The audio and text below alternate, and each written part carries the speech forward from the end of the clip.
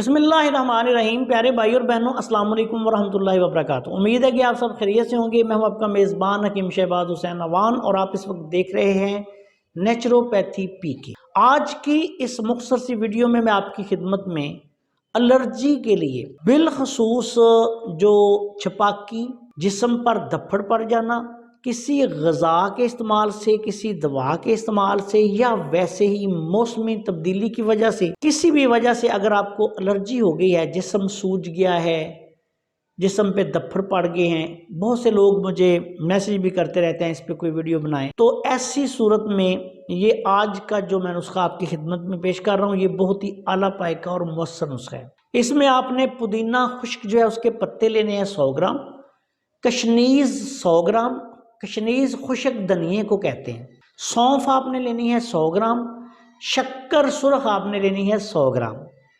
बहुत ही प्यारा, बहुत ही सादा और बहुत ही मुजर्रब नुस्खा है, बिल्कुल बेज़रर है। तमाम चीज़ों का पाउडर बना लें। 1 चम्मच दवाई दिन में 3 दफ़ा, खाना खाने से पहले भी दे सकते हैं, खाना खाने के बाद भी दे सकते हैं। इस नुस्खा को इस्तेमाल करें। ग़ज़ाई किसी मसले की वजह से अगर एलर्जी हो, बाज़ ग़ज़ाएँ मुवाफ़िक नहीं आती, तब भी मौसर है। अगर वैसे किसी दवा खाने से एलर्जी हो जाए तब भी मौसर है।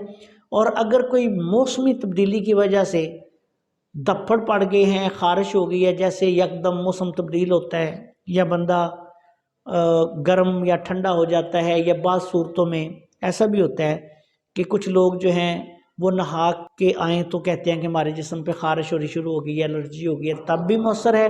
बहुत आला पाए का नुस्खा है। ज़रूरत के मुताबिक इस नुस्खा को आप 1 हफ़्ते से लेकर 2-3 हफ़्ते भी इस्तेमाल कर सकते हैं। इस्तेमाल के दौरान तेज़ मिर्च, मसाले, गर्म चीज़ों से परहेज़ रखें। अस्सलाम वालेकुम वरहमतुल्लाहि वबरकातुहू।